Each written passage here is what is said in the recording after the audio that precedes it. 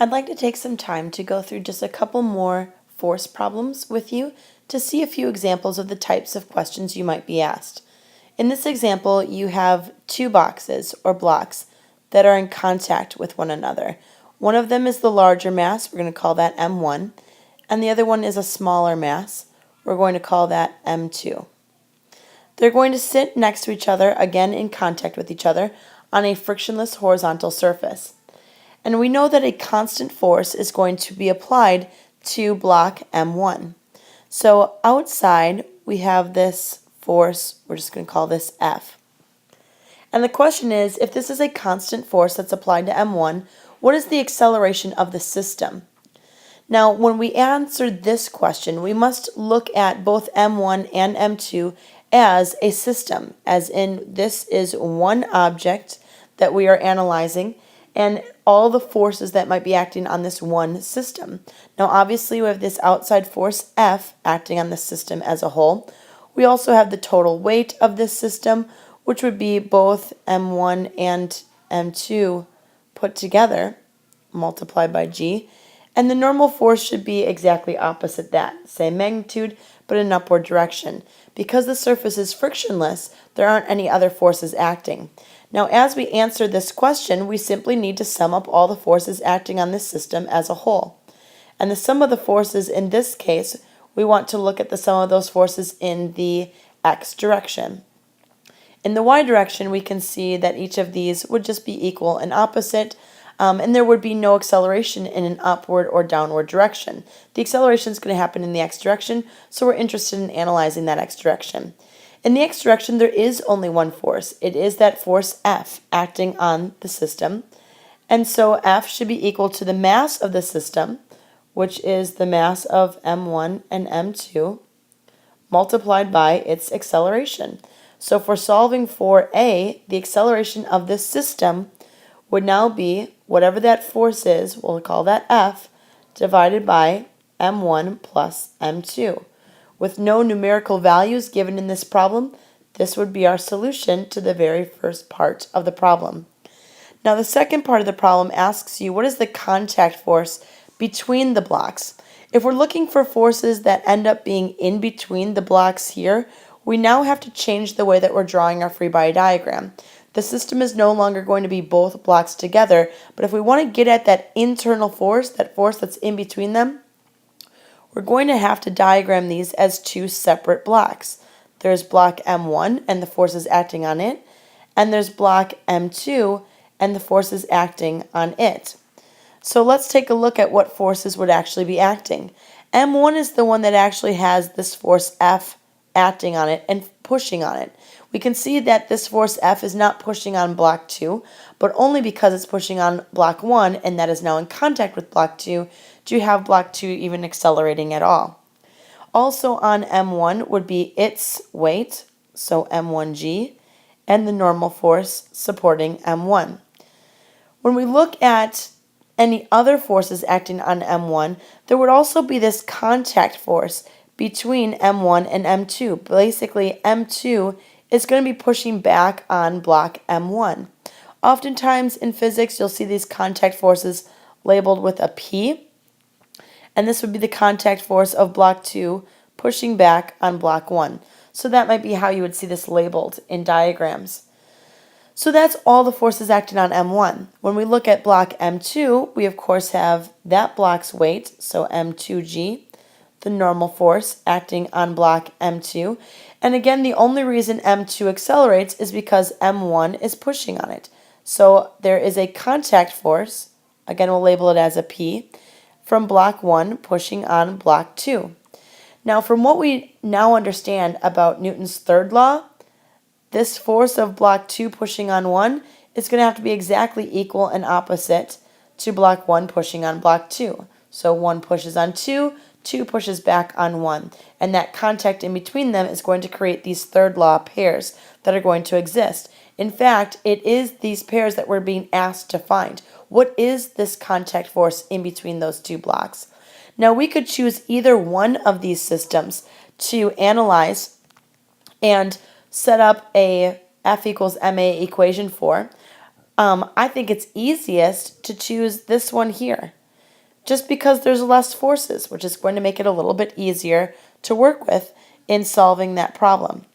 So if I sum up all the forces on block 2, and again sum up the forces in an x direction, I would find that the only force acting in the x direction on block 2 is that contact force of block 1 pushing on block 2. And that has to be equal to the mass of block 2 multiplied by its acceleration. So in solving for this contact force, or solving for this p that we have here as our variable, I simply need to take the mass of block 2 and multiply it by the acceleration of block 2. Now, because these two things are sitting next to each other, and as you push, they would be moving with each other, this acceleration that we found in the first part of the problem is the acceleration of block 2. So when I stick that in here, I would find that the acceleration of block 2 is simply F over m1 plus m2. So now as I look at my total force, contact force, between blocks 1 and 2, I now have an expression utilizing only the variables that were given in the problem. I only have the m's and that constant force F, and I now have an expression to represent the contact force in between the two blocks. Recognize this and use this as an example when you have two blocks that are sitting next to each other. You might want to analyze them together as a single system first, and then analyze them separately to be able to talk about contact forces in between them. Here's another common example when it comes to force problems in physics. This is an example of something being on an elevator and being on a scale. So oftentimes we'll put people or objects in elevators on a scale and take a look at how physics is affected in that situation. In this case, we're going to say that there's a person in this elevator, and rather than them being the person on the scale, let's actually stick something more like a grocery store scale in here with a fish hanging on it. So there's the scale, and here's our fish that's hanging on the end of that scale. So this person's weighing a fish in an elevator. Don't ask me why, but that's what they're doing. And we know that this is a 40 Newton fish. So basically this force of gravity pulling down on the fish is going to be a 40 Newton force. So in terms of forces acting on the fish itself, we already have that force from gravity pulling down on it. And we also have the scale itself pulling up on it. The scale is really providing kind of this normal force or support force to the fish. We'll just call this F sub scale, because the way that scales work is they simply read how much force they have to exert in order to support something. So if this was stationary, not in an elevator, but maybe just sitting at the grocery store, for example, and you place this 40 Newton fish on there, the scale is, of course, going to read 40 newtons. But we all know that when you get into an elevator, there are times when you feel very light, and there's times where you feel heavier. And the reading on the scale is actually going to relate to that. And that reading on the scale is going to change depending on the way that the elevator is accelerating. If the elevator is accelerating up, there has to be more force in an upward direction than down in order to account for that upward acceleration. That means that the scale is going to read actually more than what the fish weighs. If the elevator is going to be accelerating downward, then the upward force would have to be less than the downward force, so that there's more force going down, again accounting for that downward acceleration, and the scale will now actually read something less than 40 newtons. So let's put a few numbers in here and actually start to solve this. Again, we want to sum up all the forces acting on our system. Our system is going to be the fish. And we're going to look at those forces in the y direction, because that's where we really have our interest and where the acceleration is taking place.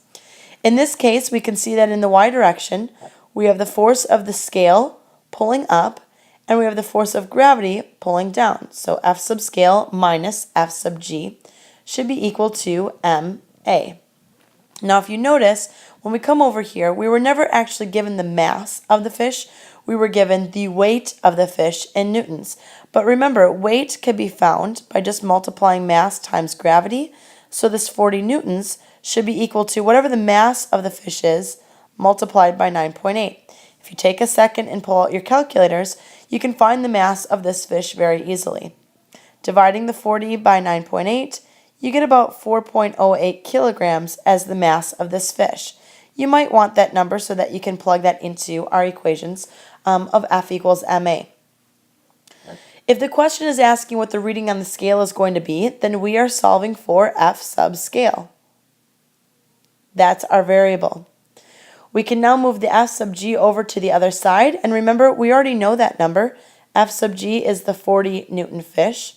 And when we move that over here, we would add on the mass of the fish, which is 4.08, multiplied by the acceleration of the elevator.